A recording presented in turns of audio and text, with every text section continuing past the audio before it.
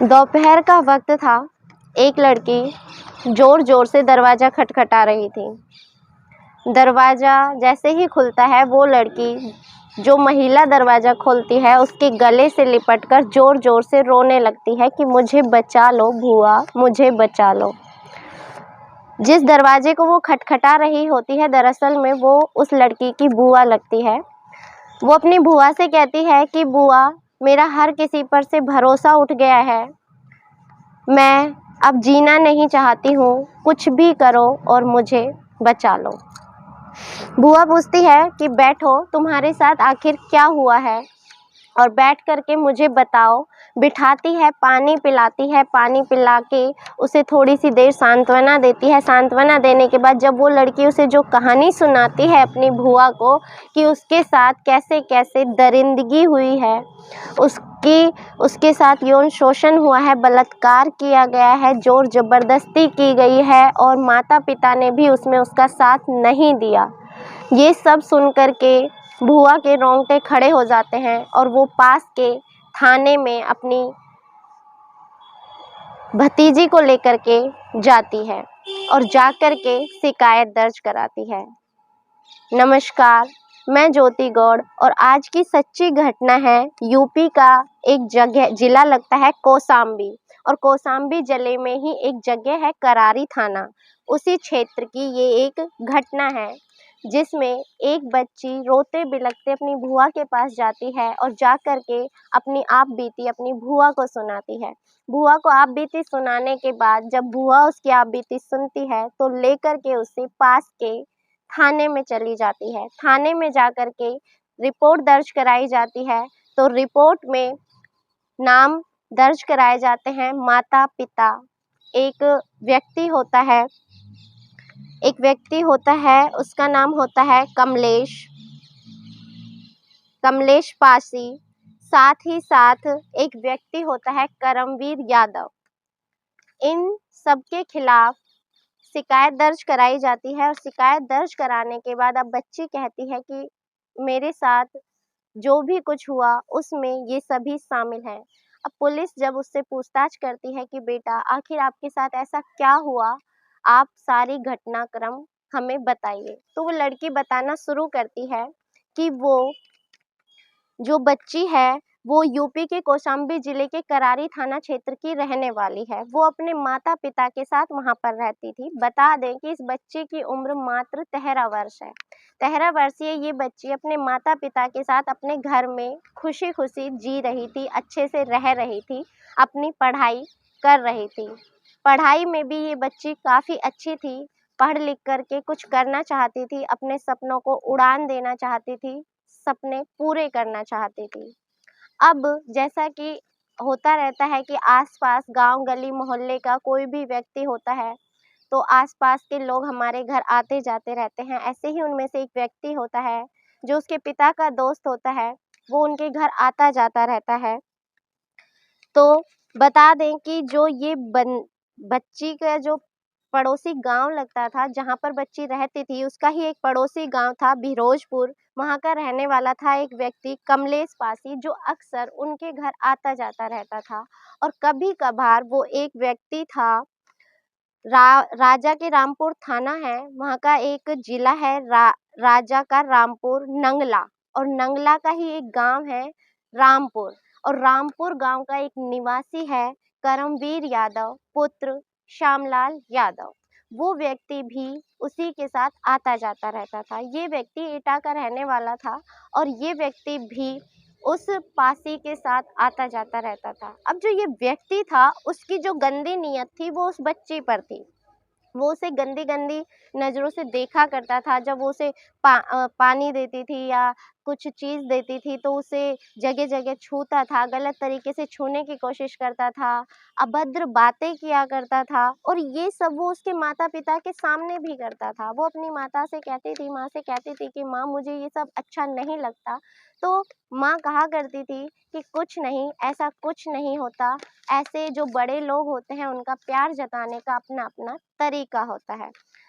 बच्ची सोचती है कि शायद हो सकता है मेरी ही नादानी रही हो, मैं ही कुछ ज़्यादा सोच रही हूँ। ऐसे ही दिन चलते रहते हैं, दिन बीतते रहते हैं। एक दिन शाम को वो चारों लोग बैठ कर के, माता-पिता और जो मैंने जैसे कि बताया आपको, करमवीर यादव और कमलेश पासी, चारों लोग बैठ कर के एक जगह पर भोजन कर रहे होते हैं, खाना खाते हैं। खाना खाने के बाद जैसे ही खाना खत्म कर रही होती है, वो जो 13 वर्षीय बच्ची होती है, उसका सर घूमने लगता है, सर चकराने लगता है। वो बोलती है कि मम्मी मेरी तबीयत खराब हो रही है, और तबीयत खराब होने के साथ-साथ उसकी आँखों के आगे अंधेरा छाने लगता है और वो लड़की वहीं पर बेहोश होकर के गिर जाती है। अब उसे आगे का कुछ भी याद नहीं। अब जब बच्ची को होश आता है, तो वो एटा के घर में, जो करमवीर यादव होता है, उसके घर में अपने आप को पाती है। अब जब सुबह का समय होता है, वो वहाँ पर पाती है, तो उसके बदन में अजीब-सा दर्द हो रहा होता है, जगह-जगह पर जैसे किसी ने दाँत चुबा दिए हों, नाखून चुबा दिए हों, जैसे उसके साथ ज़ोर-ज़बरदस्ती की गई हो, उसे ऐसा मालूम पड़ता है। हाथ-पैर बंधे हुए होते हैं और अब वो ज़ोर-ज़ोर से रोने, चीखने, चिल्लाने लगती है। तभी वो व्यक्ति उसके पास आता है और आकर के कहता है कि तुम ऐसे चिल्ला नहीं सकती। अब करमवीर यादव को गुस्सा आ जाता है, बच्ची चिल्लाना छोड़ती नहीं है, चीखती है, चिल्लाती है कि तुम मुझे उठा करके यहाँ क्यों ले आए? मैं ज़ोर-ज़ोर से चीखूँगी, चिल्लाऊँगी और शोर करके लोगों को बता दूँगी। तो वो जो करमवीर यादव होता है, उसे गुस्सा आ जाता है और वो चिल्ला कर के कहता है कि मैं तुम्हें ऐसे ही नहीं लेकर के आया हूँ, तुम्हारी कीमत चुका कर के आया हूँ। तुम्हारे माता-पिता ने तुम्हें 5 लाख रुपए मुझसे वसूल करके तुम्हें बेच दिया है। लड़की उसकी बातों पर यकीन नहीं करती कि ऐसा हो नहीं सकता, तुम मेरा किडनैप करके लाए हो, ऐसा कैसे भी नहीं हो सकता, मेरे माता-पिता मुझे बेच ही नहीं सकते। अब वो जो व्यक्ति होता है, उसे गुस्सा आ जाता है, वो उसे जबरन बांध के रखता है और 2 दिनों तक उसके साथ फिर बलात्कार करता रहता है। और वो जब भी बोलता है, गुस्से में उसे मारता है, पीटता है और एक ही जवाब देता है कि मैं तुम्हारी मुँह मांगी कीमत दे करके तुम्हें खरीद करके लाया हूँ। लेकिन बच्ची उसकी बातों पर विश्वास नहीं करती, उसके साथ बलात्कार करता रहता है, दुराचार होता रहता है और बांध करके उसके साथ शोषण करता रहता है। उसके शरीर पर एकमात्र कपड़ा भी वो व्यक्ति रहने नहीं देता है। अंत में अब उसे लगता है कि अब ये बच्ची कहीं पर भी नहीं जाएगी। अंत में वो बच्ची भी दिमाग से काम लेती है और वो कहती है, ठीक है, जब मेरे माता-पिता ने मुझे बेच ही दिया है, तो क्या ही करना। वो लड़की उसका कहना मानती है और वो जैसे कहता है वैसे-वैसे करती है। ऐसे ही करके 2 दिन बीत चुके होते हैं, तीसरा दिन आ जाता है। अब वो व्यक्ति भी सोचता है कि अब इतनी दूर ये आ गई है, मेरा कहना भी मान रही है और इसे यकीन भी हो गया है कि इसके माता-पिता ने इसे बेच दिया है, तो अब कोई डर भय है ही नहीं। वो उसे छोड़ देता है। ऐसे ही तीसरे दिन वो लड़की मौका पा कर के उस जगह से भाग निकलती है। अब वो भाग तो निकलती है, मगर वो जाए कहाँ? अब उसे सिर्फ़ अपने गाँव का नाम पता मालूम था। वो जैसे-तैसे करके अपने घर पहुँच जाती है और सीधा जा कर के अपने माता-पिता का दरवाज़ा खटखटाती है। दरवाज़ा खटखटाती है, तो जैसे ही दरवाज़ा उसकी माँ खोलती है, तो देख कर के चौंक जाती है। एक बार को तो उसे अंदर ही नहीं आने दिया जाता। लेकिन वो जैसे-तैसे अंदर जाती है और पिता के गले लगकर फूट-फूट कर रोने लगती है। पिता से कहती है कि पापा, मुझे करमवीर यादव ज़ोर ज़बरदस्ती से उठा कर के ले गया था और मेरे साथ ऐसे-ऐसे बलात्कार किया, मेरा यौन शोषण करता रहा, मेरे साथ दुष्कर्म करता रहा, इतना घिनौना कृत्य करता रहा, मैं पता नहीं कैसे-कैसे भाग कर के यहाँ पर वापस आई हूँ। यही नहीं, वो बोलता है कि आप लोगों ने मुझे उसे बेच दिया। अब जो माता-पिता हैं, वो कहते हैं कि तुम जहाँ आई हो, जहाँ से आई हो, वहीं पर चली जाओ। हम तुम्हें नहीं रख सकते। उन्हें रखने से, वो बच्ची को रखने से मना कर देते हैं। बच्ची रोती है, बिलखती है और पिता के गले से नहीं हटती और माता के गले जाकर के लग जाती है। माँ कहती है कि वो सही कह रहा है, हमने तुम्हारी कीमत वसूल कर ली है और अब तुम्हारी यहाँ पर कोई ज़रूरत नहीं है। तुम्हारी एवज़ में उस व्यक्ति ने 5 लाख रुपए दिए हैं और अब हम तुम्हें नहीं रखेंगे। तुम जहाँ से आई हो वहीं लौट जाओ, वरना तुम्हारे लिए अच्छा नहीं होगा। और उसे धक्का मार कर के बाहर निकाल दिया जाता है और दरवाज़ा बंद कर दिया जाता है। अब लड़की के पास कोई चारा नहीं बचता। लड़की को एक बार को यकीन नहीं हो रहा होता, पैरों तले ज़मीन खिसक जाती है कि जिस माता-पिता को वो इतना करीबी समझती थी, कहते हैं माता-पिता साक्षात भगवान का रूप होते हैं, वो माता-पिता के आँचल में जितना बच्चे अपने आप को महफूज महसूस करते हैं, इतना कहीं नहीं करते और वही माता-पिता उसे ये कह देते हैं कि हमने तुम्हारी कीमत वसूल कर ली है, हमारा तुमसे अब कोई लेना-देना नहीं है, तुम यहाँ से चली जाओ। अब बच्चे के पास कोई सहारा नहीं बचता। बच्ची दौड़ती है, फांदती है और जा कर के सीधा जो उसकी एक भूआ होती हैं, उनके घर पहुँच जाती है।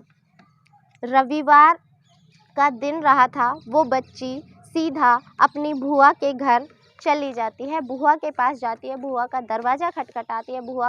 भूआ मझनपुर गाँव में रहा करती थी, वो सीधा वहाँ जा कर के दरवाज़ा खटखटाती है और दरवाज़ा खटखटाने के बाद अपनी सारी जो कहानी होती है वो अपनी भूआ को सुनाती है। भूआ रोने लगती है, उसे यकीन नहीं होता कि उसके भाई और भाभी ने इतना घटिया कुकृत्य कर दिया, अपनी ही मासूम फूल सी बच्ची को एक कुछ कीमत के लिए उन्होंने बेच दिया।